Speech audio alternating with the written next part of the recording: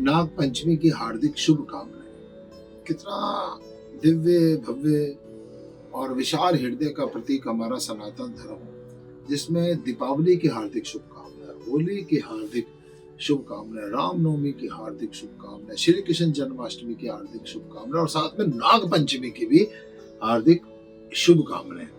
एक तरफ तथा कथित धर्मों के लोग, विधर्मी लोग बल्कि कहूंगा, जो कि दुधारू पशुओं को भी काट कर खा जाते हैं। हमारी पूजनीय गाय माता पर भी उनकी कुदृष्टि रहती है।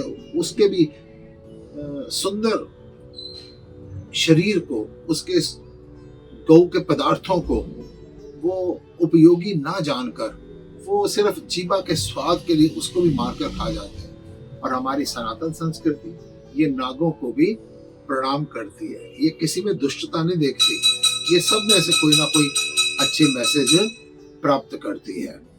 और इस संसार में, भगवान की सृष्टि में, ब्रह्मांड में कोई चीज भी व्यर्थ नहीं है। एक बार की बात, एक राजा ने मुनादी की कि संसार में देखो बेकार चीज कौन सी है। बड़ा कंक्लूजन किया गया तो पता चला कि नाग व्यर्थ है, सर्प व्यर्थ है।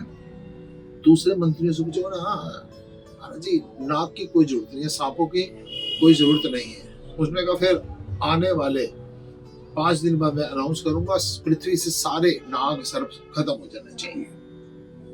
और अगले दिन ही दूसरे राजा ने आक्रमण बोल दिया। जब दूसरे राजा ने आक्रमण बोल दिया तो ये राजा भागा, भूख प्यास से व्याकुल, जंगल में अकेला भाग रहा है। एक जगह बहुत ज्यादा थक गया, एक पेड़ की खो में जाकर छुप गया। दूसरे राजा के सैनिक आए, उसको मारने के लिए ढूंढ रहे थे। उन्होंने विचार किया, देखो इस पेड़ की खो में देखते हैं, यहाँ तो राजा नहीं है। उसमें एकदम से 2-3 नाग निकल कर आए, सांप निकल कर आए। उन्होंने कहा, जहाँ पर इतने नाग हैं, इतने सांप हैं, यहाँ पर कहाँ पर राजा होगा। राजा अंदर से सारी बात सुन रहा था। और वो दूसरे जो विरोधी राजा थे, शत्रु राजा की सेना थी, वो सारी चली गई वापिस। ये राजा बाहर निकला, फिर से युद्ध हुआ। इसने युद्ध में विजय प्राप्त की। इसने विचार कर लिया कि संसार में कोई चीज भी व्यर्थ नहीं है। हमारी सोच में किसी की बुराई हो सकती है, परमात्मा की सृष्टि में कोई ना कोई दृष्टिकोण है।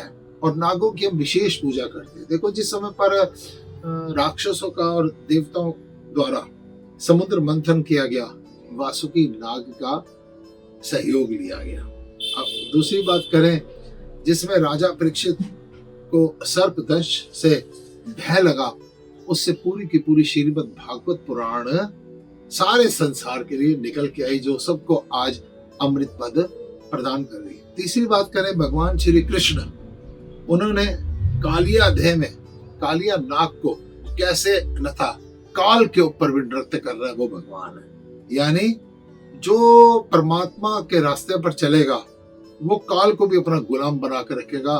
काल से वो क्या डरे, जो भक्त हो महाकाल का। भगवान श्री कृष्ण ने काल के ऊपर भी नृत्य किया।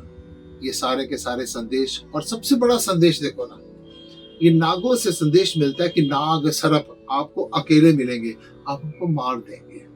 और यही नाग और सर्प जब भगवान शंकर के शिवलिंग पर, भगवान शंकर के स्वरूप पर हमारे को जब दर्शन देते हैं तो उसको दूध पिलाया जाता है। नाग संदेशा दे रहे हैं कि आप जैसे मर्जी हैं। भगवान श्री कृष्ण ने कहा, सिर्फ तू मेरी शरण में आ जा।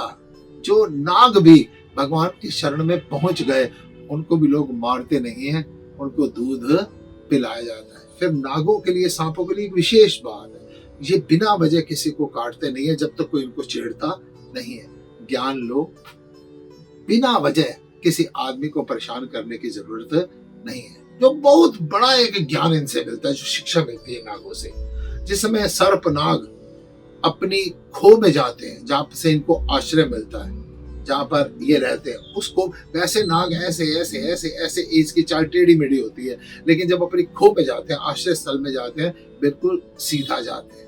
इससे ज्ञान मिल रहा है, जहाँ से आपको आश्रय मिल रहा हो, जहाँ से आपको सानिध्य मिल रहा हो, कम से कम वहां तो अपनी चालाकियां छोड़ दो, वहां तो कम से कम अपने छल कपट छोड़ दो, वहां तो सीधा होके जाओ। दूसरे शब्दों में कहूंगा, जिस थाली में खाते हो उसमें छेद मत करो। जैसे नाग अपने आश्रय स्थल पर सीधा जाता है, आप भी नाग से ज्ञान ले सकते हैं। और सबसे बड़ी बात, लोग आज अमृत को भी जहर बनाकर यूज कर रहे हैं। यानी कई दवाइयां ऐसी हैं जो है तो ट्रीटमेंट के लिए हैं, लेकिन उनको एक्सेस लेकर नशे के लिए उनको बना रखा है। दूसरी तरफ नागों का, सांपों का जो जहर होता है, ये भी दवाइयों में इस्तेमाल होता है। नाग सर्प व्यर्थ नहीं है, इनका जहर भी आपको कई रोगों से मुक्त करता है। नाग पंचमी पर हार्दिक शुभकामनाएं। जो हमारी प्रथाएं हैं, हमारी संस्कृति है, इस दिन नागों की, सांपों की पूजा की जाती है। ये हमारे विशाल हृदय का प्रतीक है। हम गाय की पूजा करते हैं, तोते की पूजा करते हैं, काक भुषुंडी की पूजा करते हैं, खरगोश की पूजा करते हैं, नदी में गंगा जमुना सरस्वती की पूजा करते हैं, पहाड़ में गोवर्धन हिमालय की पूजा करते हैं। हम नागों की भी पूजा करते हैं। ये भी कुछ ना कुछ हमारी सुरक्षा कर रहे हैं। खेती में चूहों से, कीड़े मकोड़ों से हमारी सुरक्षा कर रहे हैं। आप नाग पंचमी के दिन नाग की पूजा कीजिए। मैं तो पूजा मेरे जीवन में ये है कि इनसे कोई ना कोई शिक्षा लीजिए और इनको माध्यम बनाकर, मान लो आप नाग पालक आपको ना मिले जो नाग को पालते हैं, सांपों को पालते हैं, तो आप कहीं ना कहीं जरूरतमंदों को दूध पिलाइए। ये मत सोचिए, मजाक मत कीजिए ये कोई नाग है। अगर आपकी दृष्टि में आपका दुश्मन नाग है ना, तो याद रखना उसकी दृष्टि में भी आप उसके दुश्मन है, आप भी नाग हैं। कोई नाग नहीं है, कोई कुछ नहीं है, सब में परमात्मा का रूप है। आप इस दिन कहीं पर भी आप थोड़ा दूध दान कीजिए, नागों की पूजा कीजिए, नागों से शिक्षा लीजिए। नाग पंचमी पर हार्दिक शुभकामनाएं।